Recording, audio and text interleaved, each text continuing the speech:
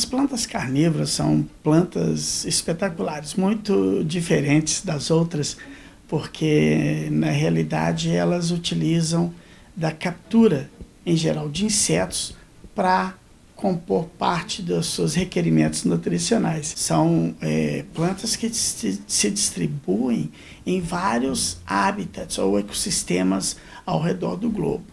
Mas, principalmente, elas ocorrem onde há uma deficiência na quantidade de nitrogênio no solo.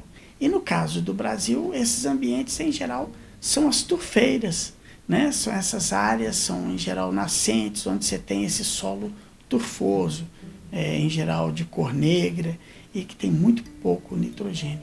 Esses ambientes são muito comuns no alto de montanhas, como por exemplo na Serra do Espinhaço, né?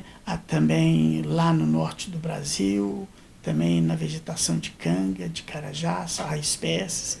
Então, onde há deficiência de nitrogênio, a chance de encontrar essas plantas é muito maior.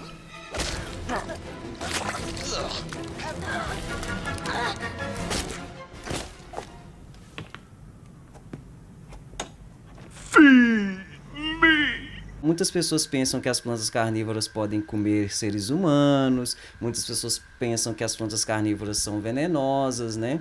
E, na verdade, são como qualquer outras plantas no reino vegetal, porém essas plantas elas têm a capacidade, né, de atrair insetos e capturá-los para adquirir seus nutrientes. A maior parte de suas presas mesmo são compostas por artrópodes, insetos, assim, organismos bem menores. Então você pode ter armadilhas de gotículas, né, que atraem presas através de odor, então eles são atraídos por alguma substância química, volátil.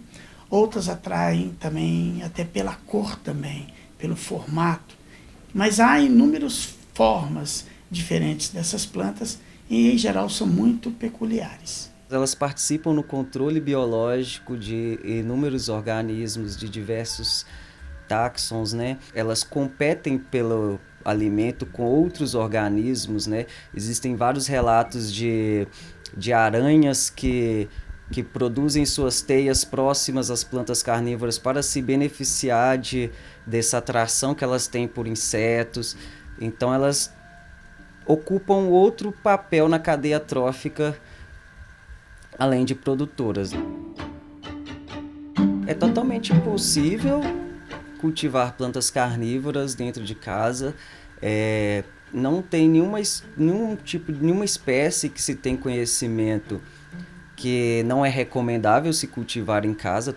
Se a pessoa está procurando mais variedades para poder escolher qual planta carnívora ela vai querer, de qual espécie, é mais recomendável procurar na internet com colecionadores. Acho que as primeiras plantas que eu comecei a cultivar foram orquídeas, mas as carnívoras me chamaram a atenção mesmo por causa da diversidade de cor e desse mecanismo de delas movimentarem e ter uma resposta à presa, né? Normalmente eu cultivo elas em bandejas com água e eu tenho que ficar trocando essa água sempre por causa da questão de dengue, né? Ainda mais no verão, que aí o risco de dengue é maior. Mas manter sempre alagado para ficar simulando um pântano mesmo. E aí os fatores principais é muita água, sol e os insetos, eles são essenciais para o desenvolvimento da planta, para ela ficar mais vigorosa.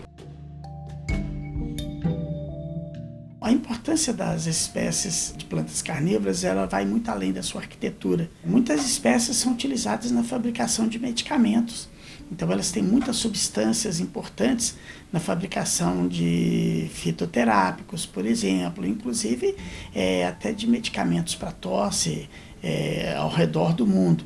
A grande questão é que nós sabemos muito pouco sobre elas. Então a universidade tem um papel único aí, porque em geral o setor privado não vai buscar estudar nada de graça. Então a universidade é o lugar onde nós temos esse espaço para poder estudar essas espécies e eu acho que isso precisa ser feito com grande urgência. Existe também esse grande obrigação nossa de preservar essas espécies por serem um organismo vivo. Nós não temos o direito de sair destruindo tudo porque nós queremos construir uma casa, uma fábrica, uma vila, e nós queremos plantar soja ou criar vaca no lugar onde não deve ser realizada tal atividade. Elas também têm um grande potencial para nos ajudar na nossa trajetória evolutiva.